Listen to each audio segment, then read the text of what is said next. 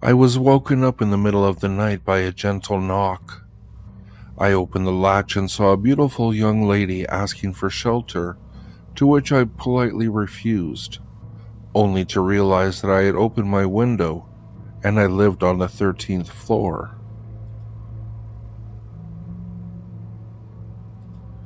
One time I was home alone and my brother's baby monitor went off.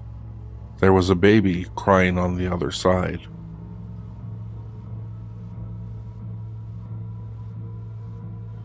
I see a little girl on my staircase all the time. She never leaves it. She only peeks in my room and the living room over the banister.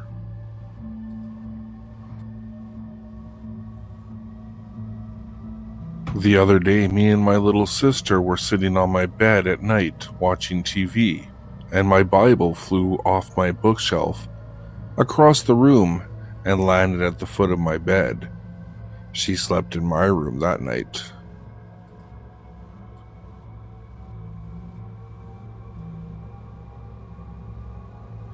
I moved to this old house alone, but there was an old chair at the door blocking the way. I moved it to a nearby window. After I took a few steps inside, I heard the sound of something scratching the floor. I turned back to find the chair back at the door. "I prefer it there," came a soft whisper from behind.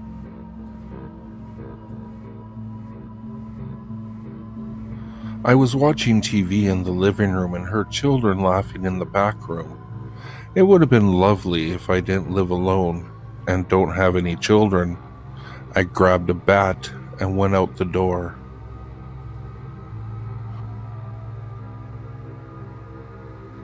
One night I woke up to my hangers going crazy in my closet, falling, rattling, swinging everywhere in there, all when I was 7. I'm much older now, and I still can't sleep with the closet door open.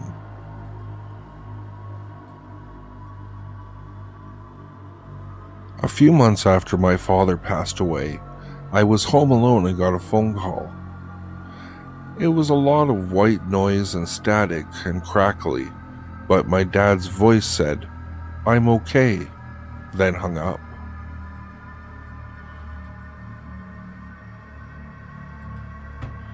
Waking up, I thought I felt the tips of her long blonde hair brushing over my face, down my neck, and onto my chest. "Oh my God," she stammered from the doorway. "Don't move."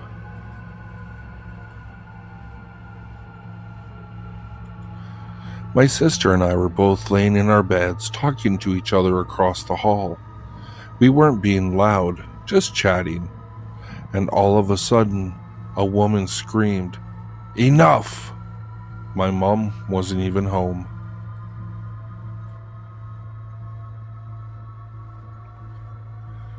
I walked into the room and saw just one candle glowing. My folks were sitting around the table patiently staring at it. "He's here, I can feel it," the lady said, as I noticed they were all holding hands.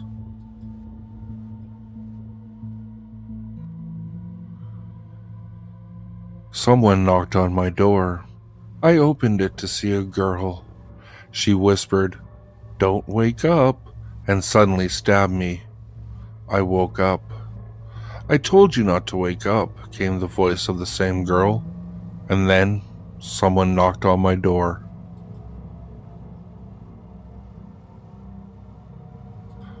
Woke up at 3:24 a.m. A silhouette of a girl was right in my face, sitting on my bed, and told me that the last people that owned the house were mean to her. She then disappeared. I didn't sleep well for a while after that.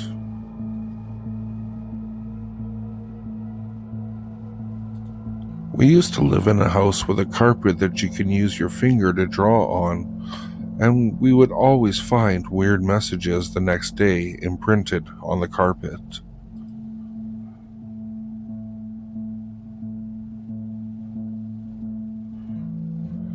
He played all day in the park with the other children happily.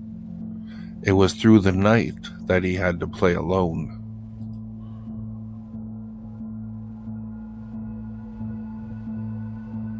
I sat enthralled watching the movie alone at home when the child on screen turned to me and asked for the popcorn.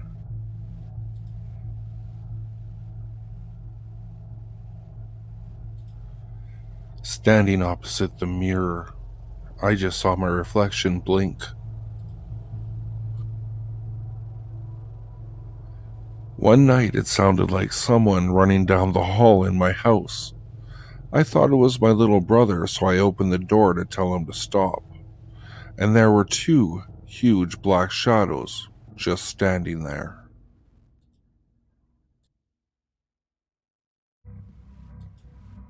He loved her so. He peered at her through every window of her house, all at the same time.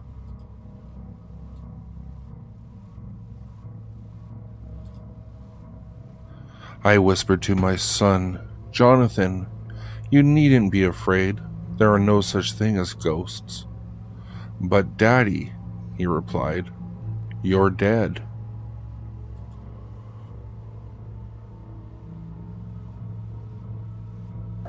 If you like what you heard, please like, subscribe, and share with your friends. If you'd like to, you can follow me at Twitter.